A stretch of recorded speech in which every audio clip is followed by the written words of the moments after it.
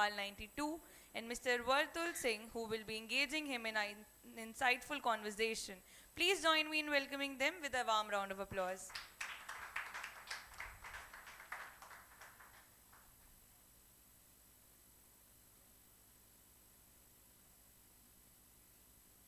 And now, the moment that we all have been waiting for. Let's unveil Bhopal 92 by Mr. Anupam Shrivastava, a novel that promises to leave an indelible mark on the readers. I would also like to request Dr. Kamla Das ji to please come here on stage for book unveiling. Meera, sorry ma'am.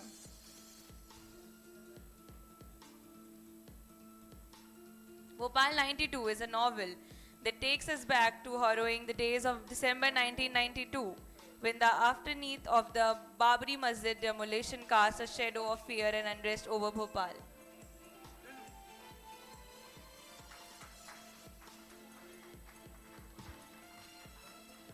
Can we have a huge round of applause for them?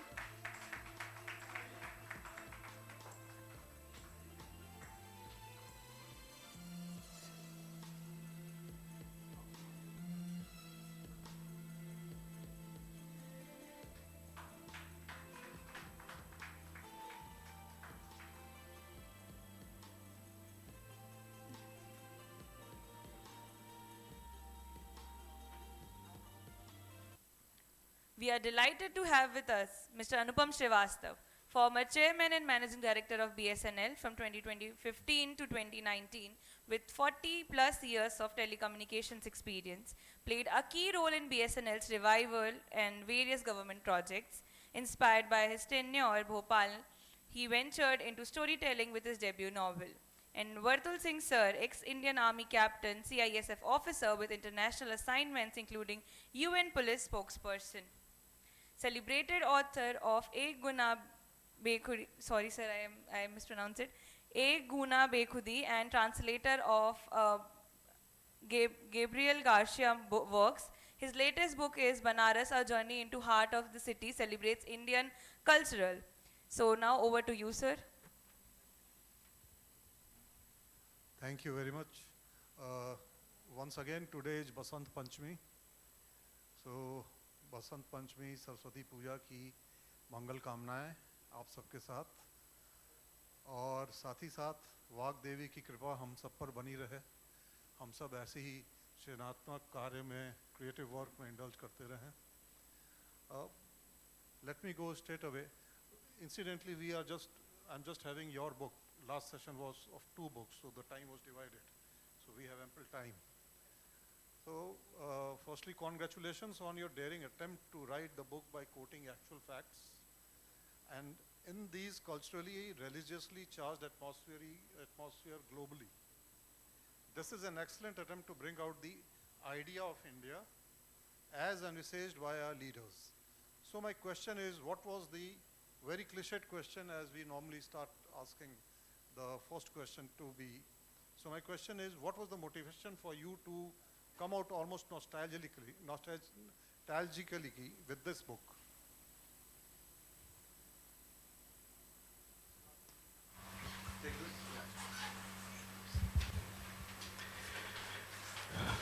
Yeah, so thank you, Mr. Vertul Singh. I think we share many things. You have written a book on Bhopal, and I have also written a book on Bhopal. And just now I found that there is one more common thing between two of us. We have the same specs.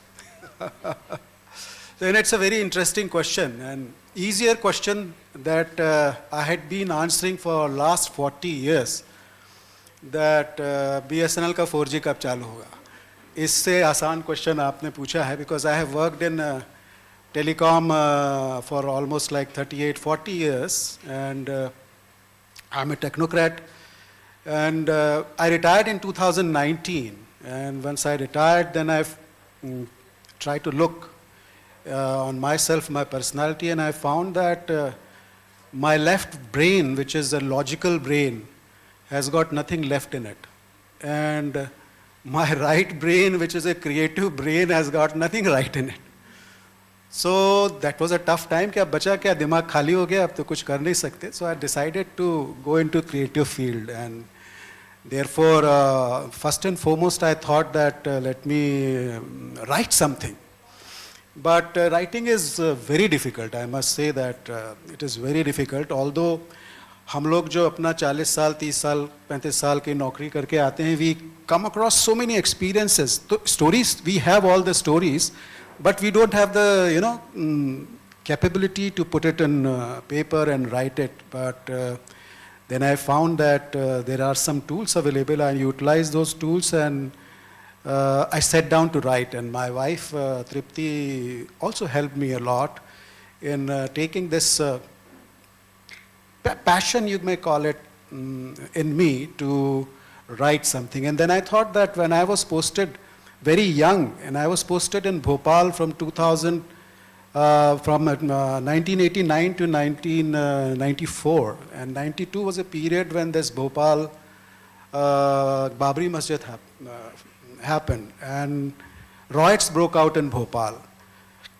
Bhopal में जितने भी यहाँ के रहवासी हैं सब जानते हैं कि गंगा जमुनी तहजीब कहलाती है हमारी, और उसके बाद भी 1947 में भी कभी रॉयट्स नहीं हुए थे. But first time it happened in 1992, the riots broke out, and I was a divisional engineer, young divisional engineer, and I thought that I'll maintain the exchange. So in this novel, passionate इसलिए हो गया कि outside the riots were happening, inside I was trying to maintain the communication facility, and there were old technologies which they were supposed to be managed, and therefore I thought that this book could be written in that way.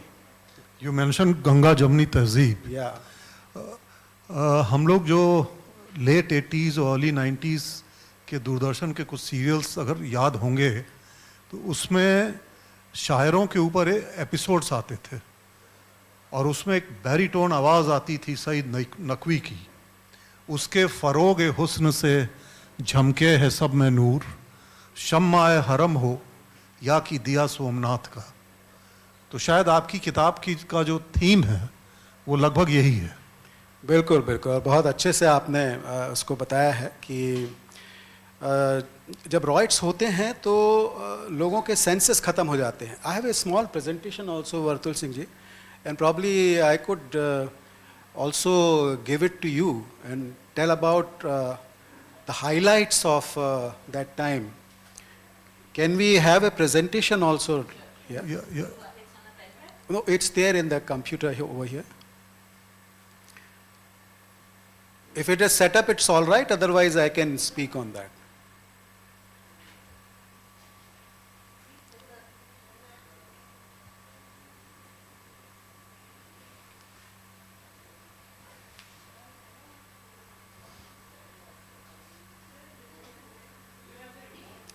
So I have to press, which button I have to press? I think then you'll have to come there. You have to place a chair there, otherwise you won't be able to see the screen. Yeah, you can just, okay, yeah. Yeah, place next, please.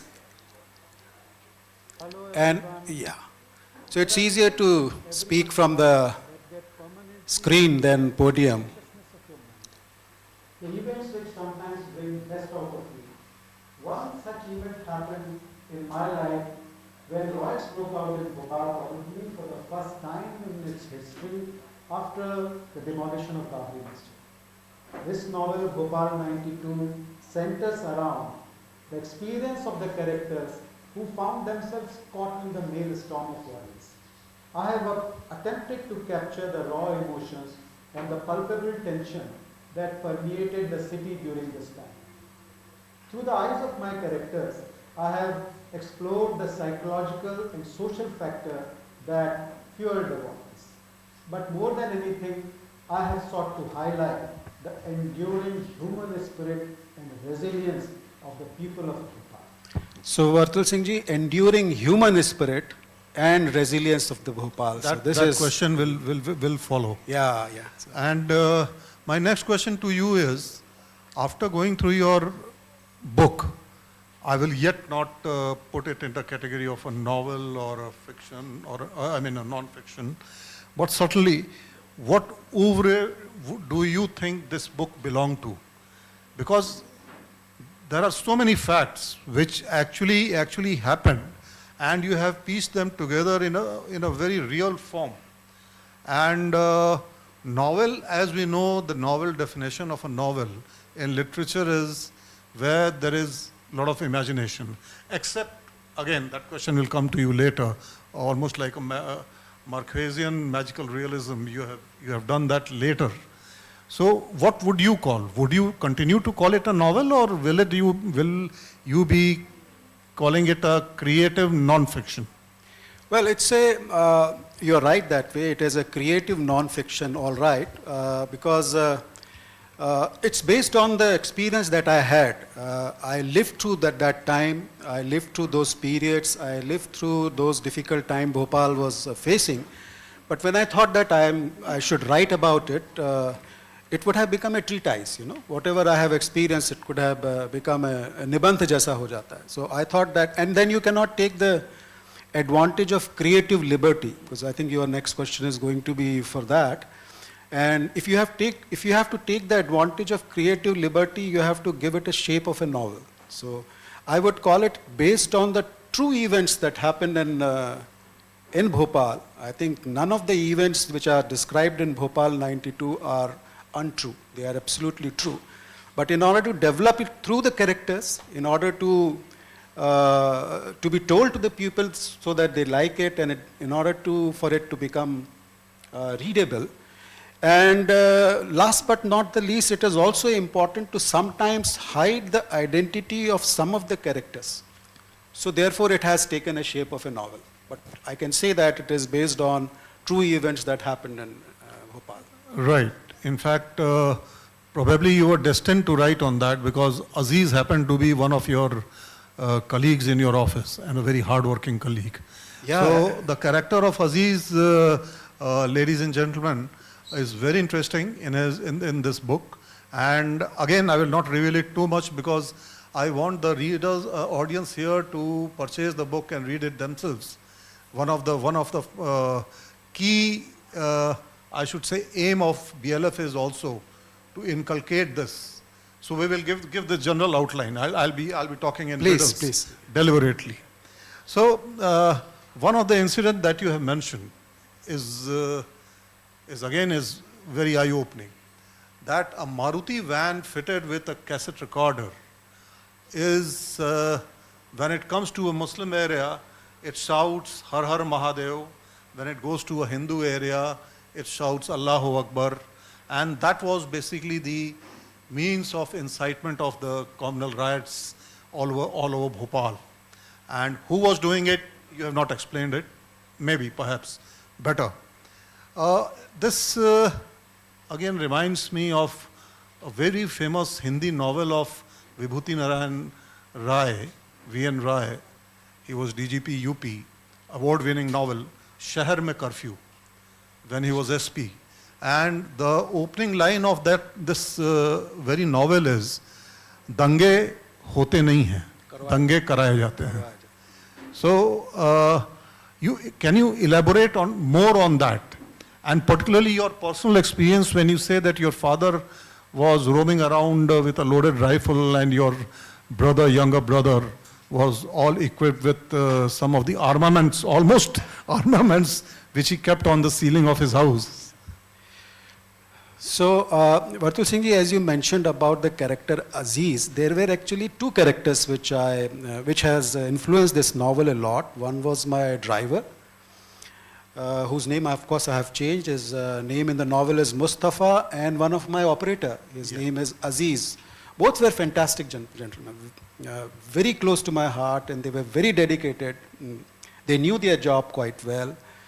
And driver is all right. He used to drive me to office every day, and that day we ran across a riot when he was driving, and he kind of saved me. So that is his character. Aziz is a character who was a telecom department employee, and he was one of the fantastic employee in a sense that everybody loved him. But it so happened that in heat of the moment, it is alleged, I still use the word alleged, that he shot 3 people. And then police shot him. And then in the novel you will find that I was tasked to take the body of Aziz from mortuary, and I'll not reveal much detail, as you said, that otherwise nobody will buy the book, but this is what happened. No, but And then I'm coming to that. Yeah. I'm coming to that. Your second part of your question is, you said that Maruti van में loudspeaker लगा के colonies के पास people used to shout, Arera colony में आते हैं तो अल्लाह अकबर, मारो काटो वगैरह, and this I experienced first hand. And I remember that I was coming back from City Exchange, driving my vehicle because my driver was not there, and I was whistling and putting the cassette, listening to the songs, etc. And I came, and as I entered my house in Arera Colony, one of the safest place during those days, I found my father standing with a 12-bore rifle, and he was also excited. And he waved me, "Beta andar aa jao, jaldi andar aao." And then I went inside and said, "What happened?" So he said that, "Wahan se jahan se aap aa rahe ho," matlab he said ki from that direction, it appears that so many people are coming and they are going to attack our colony, or they might come this side. Therefore, I am prepared. And I wondered, I said, I am driving from that road only, there is absolutely nobody. Koi wahan par nahi hai. It's absolutely silent, roads are silent there. But he believed that. So then later on I found that this is how they used to spread the riots and violence. I mean, Yahan jayenge. middle class family, educated middle class family people, if they could believe this, Yep. I think one should not give much, Credence. this thing, no, to Aziz, Yeah. who basically was, we can say, a plebeian, a proletariat, one of those people who were operators, not technical hand, not very educated. So that, of course, is a very dangerous thing to happen during the riots. During the riots, sorry, yes.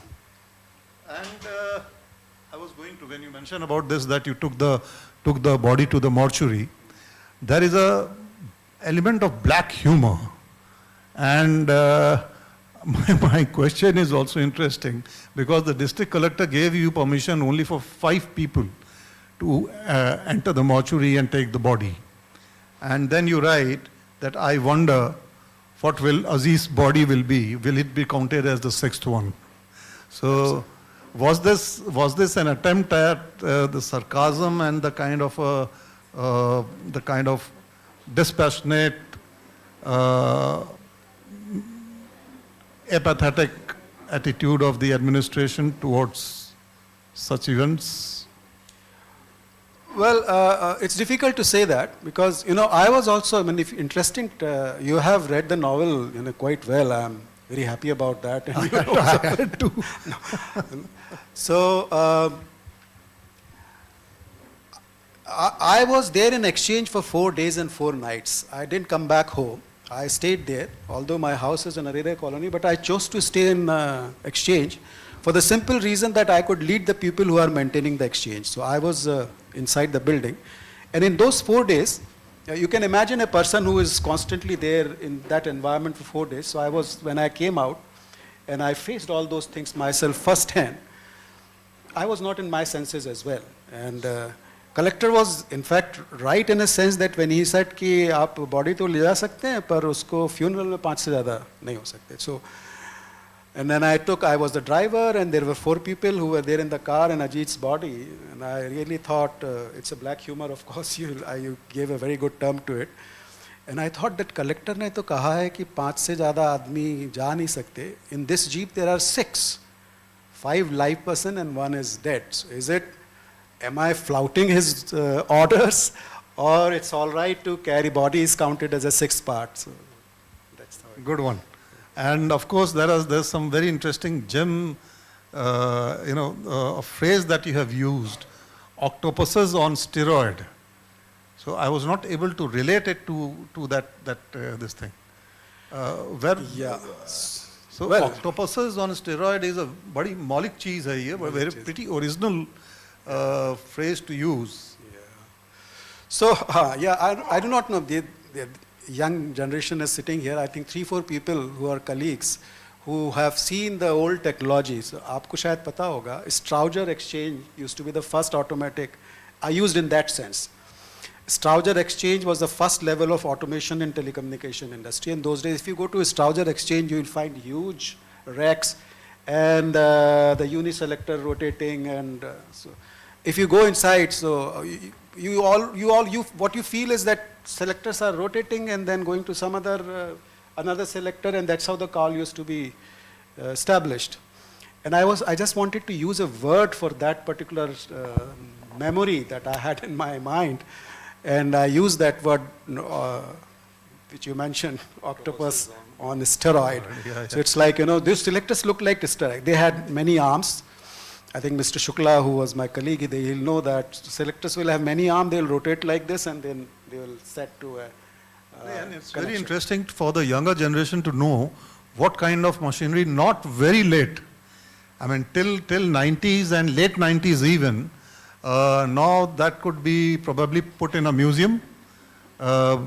So what kind of development in communication has taken place? Anyway, now again, this is again a riddle question. I will not divulge what was the conversation, but this is the pinnacle of your novel. I found that, and imagination. When you write that Aziz's body reaches heaven or hell, and the 3 Hindus he had knifed, they also go there.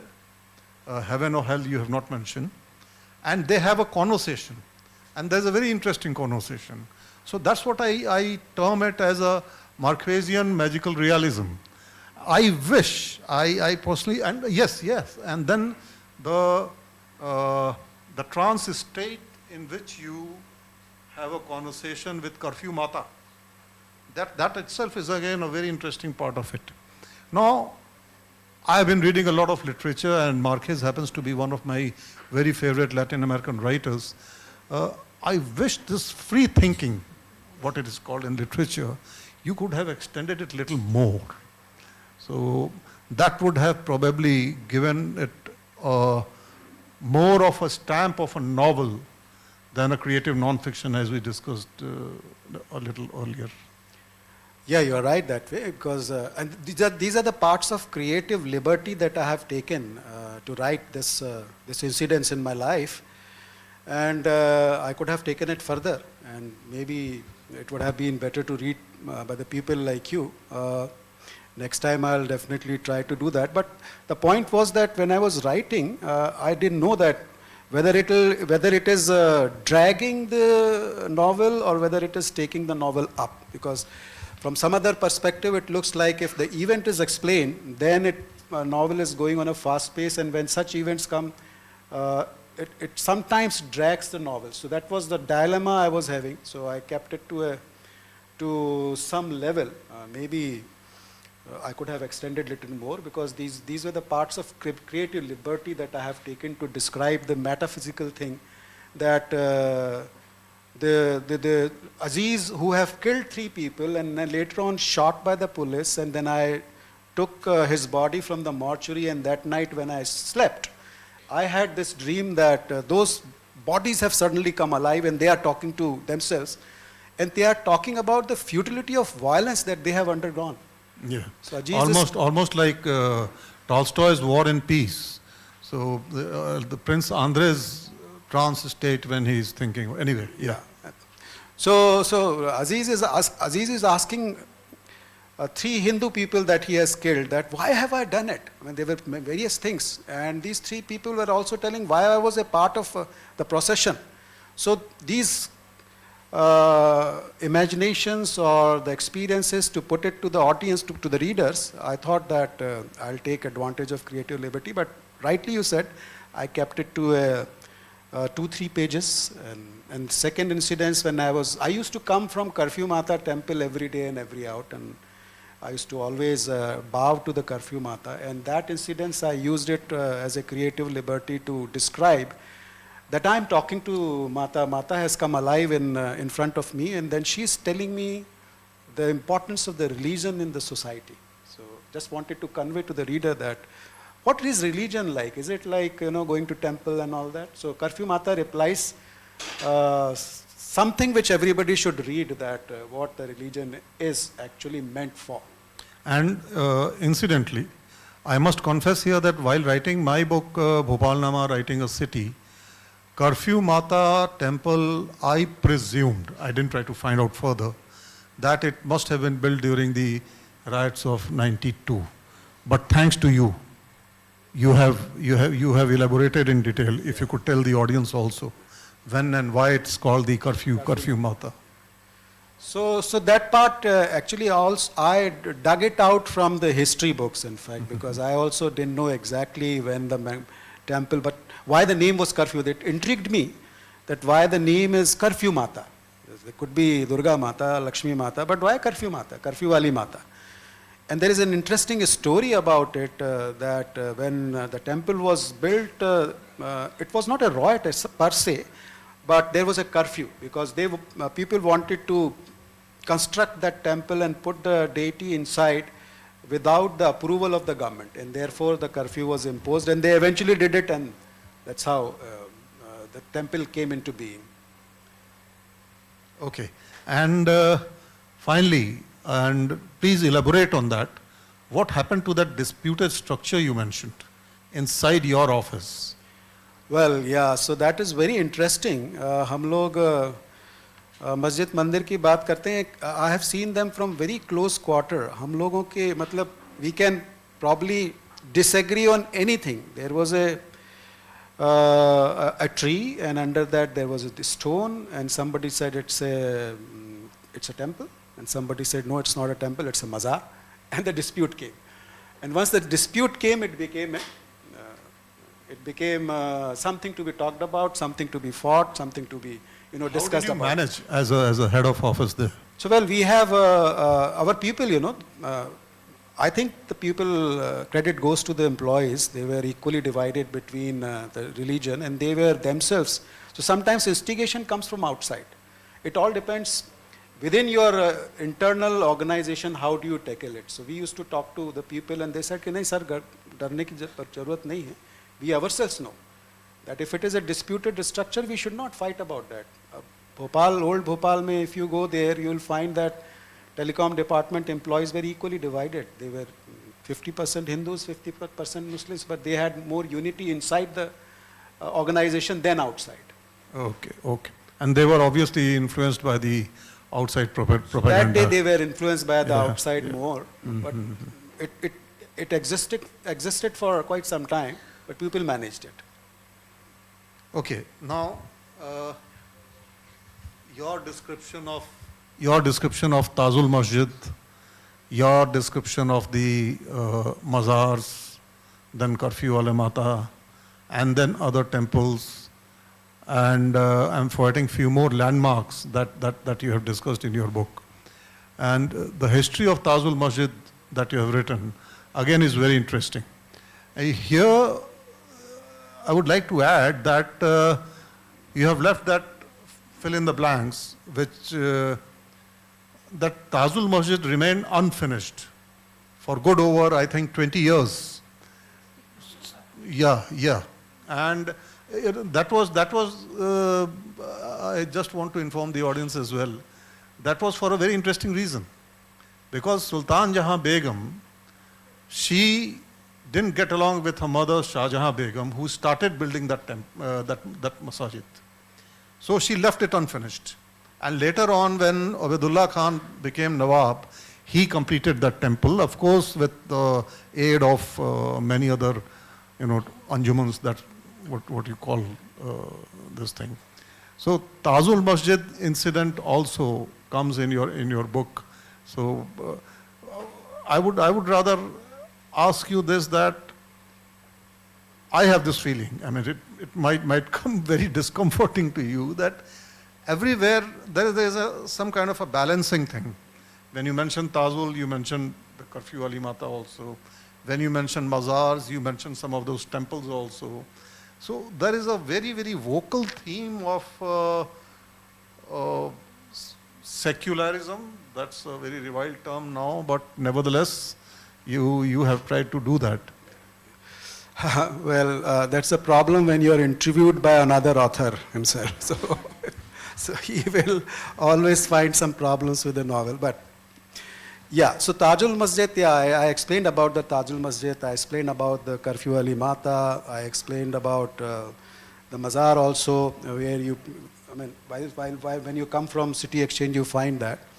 But Tajul Masjid, I took that chapter with a thought behind it, because agar aap us samay ke newspaper ko dekhenge, so people used to say that Pakistani mercenaries are residing inside the Tajul Masjid. People used to say that एक बारूद का भरा truck मस्जिद के अंदर है, कभी भी आके वो कर सकता है. So when I was passing through that road, I instinctively looked for the बारूद वाला tanker, in fact, inside the Tajul Masjid, and there was nothing. And such rumors also used to be, very bad those days, to fuel the riots and tensions amongst the people. So in that respect, I tried to write something about, but yes, I didn't want it to be a historical book also. I thought that this is again going to break the main rhythm of the novel. That's why I kept it a little short. Okay. And you retired as the Director General BSNL. So after retirement, was there any kind of thought behind your back that you are writing this kind of a novel where it might not go down the throat of those people who are probably, and Bhopal, as you know, that it's no longer the Bhopal which you think and what you have tried to mention in your book. So did it ever matter to you, and did it ever matter that it will be a question mark on you from the government as to what kind of things you are going to reveal? There are many, because telephone also happens to be confidential, it comes under the Confidential Act, communication. Well, yes, I mean,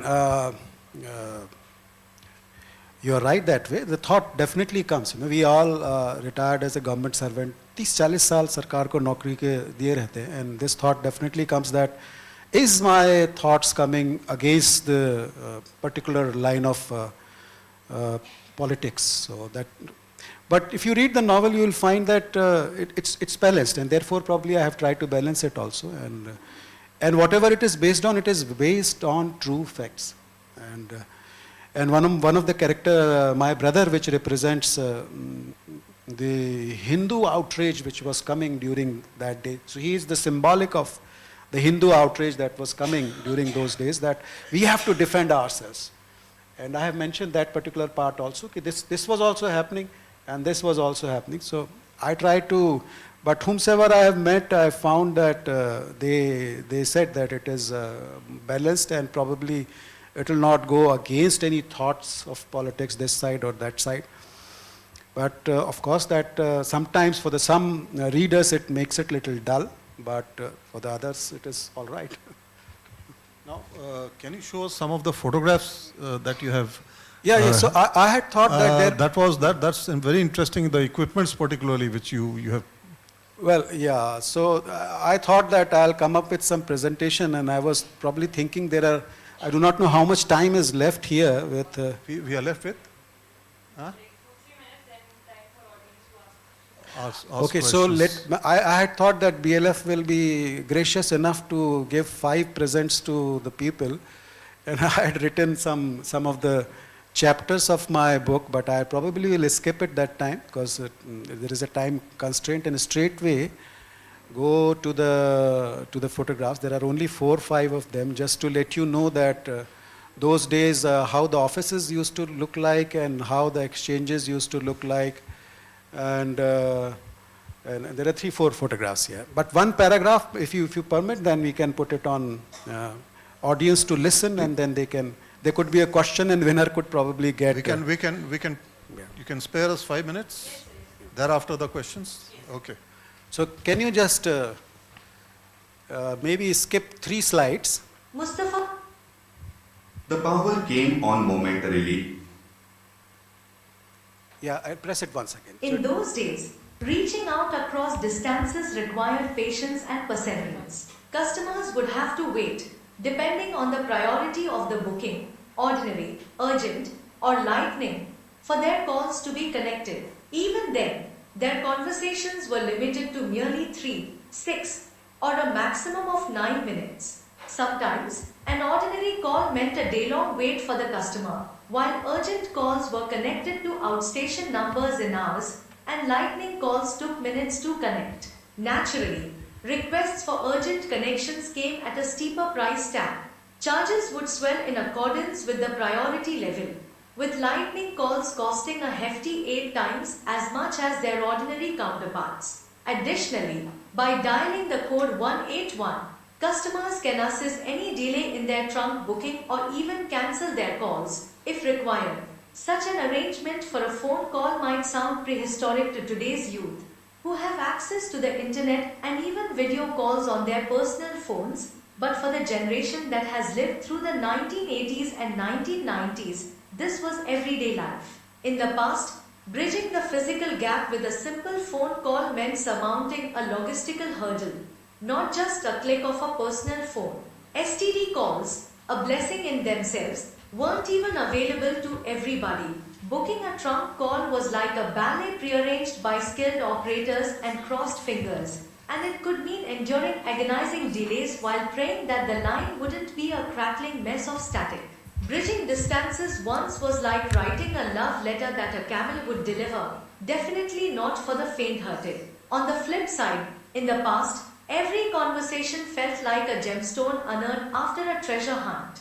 Operators were treated like VIPs in the era of trunk calling, and knowing one was a badge of social. Well, so the purpose of this was that for the audience, I just wanted to know, you are all Gen Z, Gen Alpha, I think the younger audience who are sitting at the back. Just wanted to ask, you have gone through this chapter.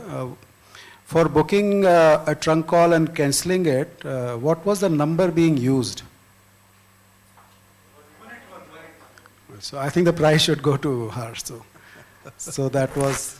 So I think you can skip 3-4 slides and come to the photographs. There was such questions there. My do-it club. Yeah. So this was like, my exchange, and this character is Manmohan Singh, who used to manage the E10B exchange. And if you read the novel, you will find that those days there were no mobiles. There used to be only landline phones, and that was the core of the communication facility. And this is the trunk exchange 181, you answered quite correctly. So 181, 180, 197, 174, those days the trunk call used to be booked by using that code. And this was the trunk exchange. And in the novel also you will find that I have described the attire used those days by the bureaucratic people, or you may say the government officials. It used to be safari suit. So that's the next. And these are my bosses, very, very supportive bosses. I owe this novel to them, and therefore I thought that it will be worthwhile to show the audience their pictures, the real characters, my chief general manager and my general manager here. And these are the news items you will find in the novel that I have used these news items when I inspected the exchange at 1:30 in the night. Next day, what happens? Just to give a credence that this novel is based on true events, and there were people who were involved in it, and these were the journalists published that newspaper here. Okay. Now, so here's the time. I would request our audience to come up with some questions if you have. Yes, please. We'll come to you. ये एक खास time था 92 के रॉइट्स का जो आपने लिखा, इसी टाइप का एक इंसिडेंट जो भोपाल में हुआ था, भोपाल गैस ट्रांसफरेंस का। उस टाइम हम लोगों ने फील किया, तब हम कॉलेज में पढ़ते थे। फॉरेन में जो हमारे रिलेटिव्स, मेरी सिस्टर थी, मतलब वो इतने अनॉयड और परेशान थे, और भोपाल में कांटेक्ट नहीं हो पा रहे थे लोगों से, डाक सेवाएं तार सेवाएं और टेलीफोन सेवाएं बुरी तरीके से शैटर्ड थी उस टाइम। क्योंकि अनुपम श्रीवास्तव साहब नहीं थे उस समय नहीं, पर लाइन को नहीं थे। रिस्टोर करने के नहीं, आप नहीं थे, बट आप अपने सीनियर कुलीग से या किसी भी तरीके से उसको कभी टच करना चाहेंगे?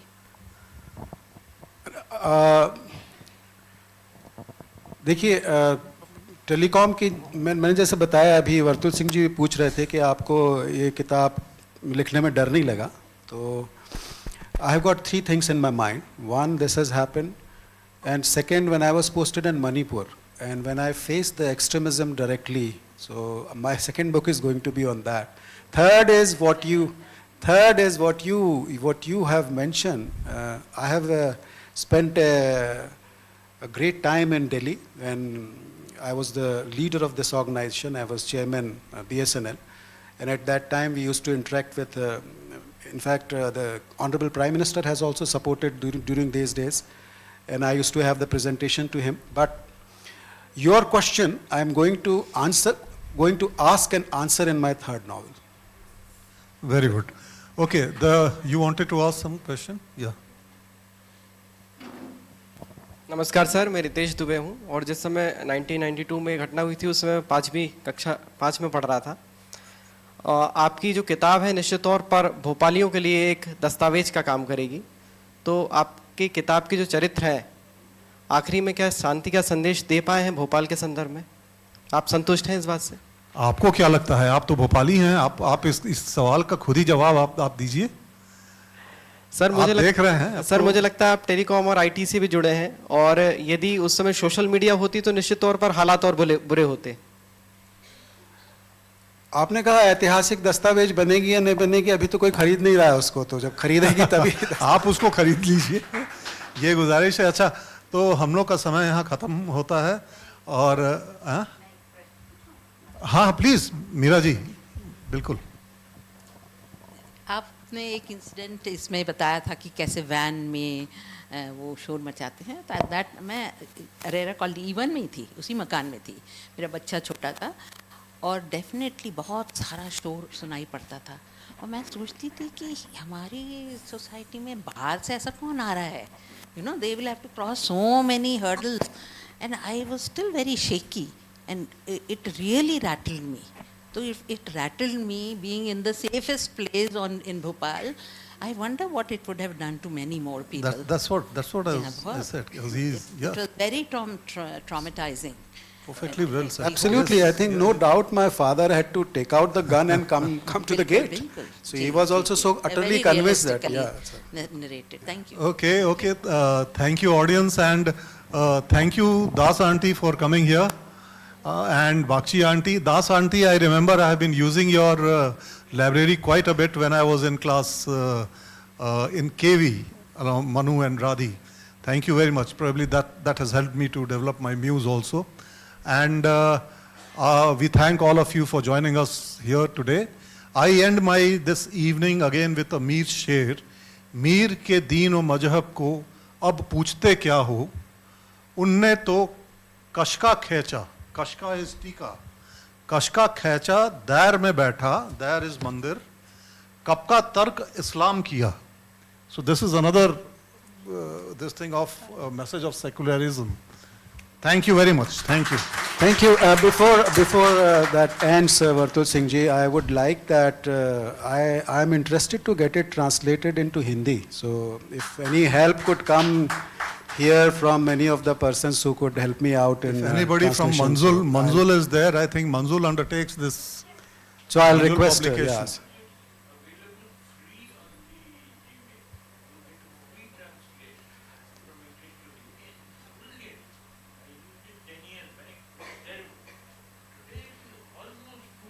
No, I tried, sir. I tried it. I used Gemini AI tool, and it translates quite well. But I was not satisfied. I thought कि वो translation में मज़ा नहीं आता, वो mechanical सा लगने लगता है. कोई जब तक कोई ऐसा ना आ जाए उसको देख के. I have done that. For right. हाँ, edit करना. वही edit करना पड़ेगा. Yes. So thank you so much, sir. The winner of the quiz question will receive our Living by an Enriched Life by Dale Carnegie. Sir, please come on stage and ma'am, please come on stage and receive your gift. So this Living an Enriched Life by Dale Carnegie is a powerful book that equips you with tools to nurture self-confidence, motivation and a positive attitude. So as we are about to end the event, I would like to thank you, Mr. Anupam Shrivastava and Mr. Vertul Singh, sir, for taking us on an unforgettable journey through the heart and soul of Bhopal. Your conversation has not only illuminated the power of storytelling, but also shown how deeply personal experiences can perceive the history, identity, and resilience of a city and its people. So as we draw this thought-provoking session to a close, I would request Dr. Meera Das ji, a valued founder member of our society, to kindly present our esteemed speaker with a memento as a gesture of heartfelt gratitude. Let us have a huge round of applause, everybody. So, Padma Shri Bhil artist Bhuri Bai has created this artwork for BLF 2025, depicting the connection between nature, earth and human being.